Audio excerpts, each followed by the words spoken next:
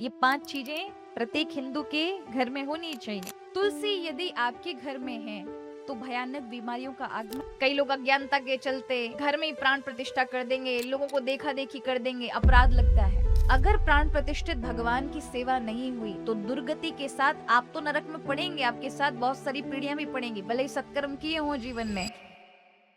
ये 5 चीजें प्रत्येक हिंदू के घर में होनी चाहिए। गरुड़ घंटी, घर में शंख होना चाहिए। शंख हमेशा जल से भरा होना चाहिए, क्योंकि भगवान को जब आचमनी लेना होगा, खाली शंख अगर रखोगे तो भगवान आचमन कैसे लेंगे? उनको तो बार बार उठ के जाना पड़ता है, बार बार कोई ना कोई कार्य आया तो जाना पड़ेगा, तो आचमन लेना पड़ेगा। तो जल उनकी ओर शंख हो, इस प्रकार शंख को रखो जल भर के। तो गरुड़ घंटी भगवान के समक्ष ही नहीं बजाई जाती है। गरुड़ घंटी भगवान की आरती उतारने के बाद फिर पूरे घर में घुमानी चाहिए, हर कमरे में घुमानी चाहिए। शंख, गरुड़ घंटी, घर में तुलसी जी का बिरला। हम जिनके यहाँ रह रहे हैं उनके तो दरवाजे पे दो दो दिखता है, दिखाई पड़ती है कि इस ओर एक इस ओर। बड़ा अच्छा लगता है, जैसे वृंदावन में प्रवेश हो रहा हो।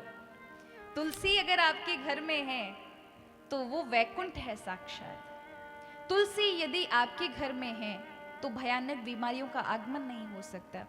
बस इतनी मर्यादा रखेंगे, तुलसी के आसपास जूते चप्पल हम नहीं उतारेंगे। तुलसी को आदर सहित ऊपर स्थान देना चाहिए, उसके आसपास हमको गंदगी ना करें, ऐसा विशेष ध्यान रखें। शंख, गरुड़ घंटी, तुलसी का वृक्ष होना चाहिए। घर में शिव पिंडी होनी चाहिए, भले इतनी छोटी सी रखो लेकिन शिव पिंडी रखो।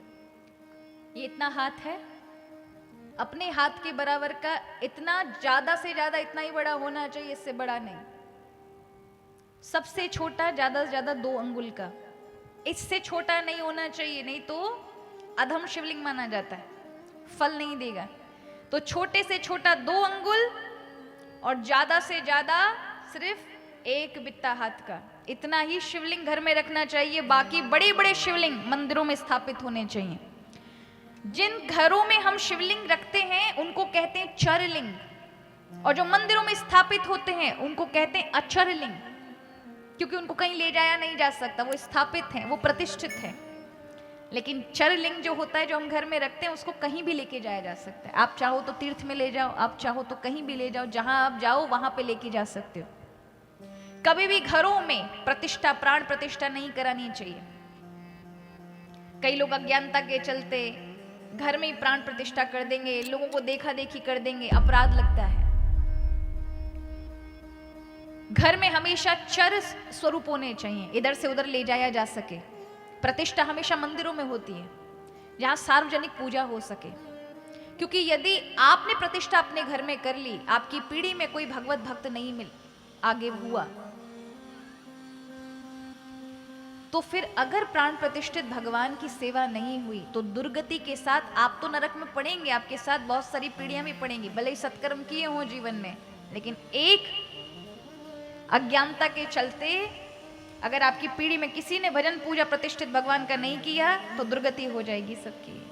इसलिए हमारे यहाँ प्रतिष्ठा जब कराई जाती है तो तीर्थ स्थानों में कराई जाती है, जहां सब लोग, अगर तुम्हारी पीढ़ी के ना भी लगे तो कम से कम जन समुदाय भगवान की सेवा करता रहेगा, तुम्हारा कल्याण होता रहेगा प्रति क्षण प्रति पल।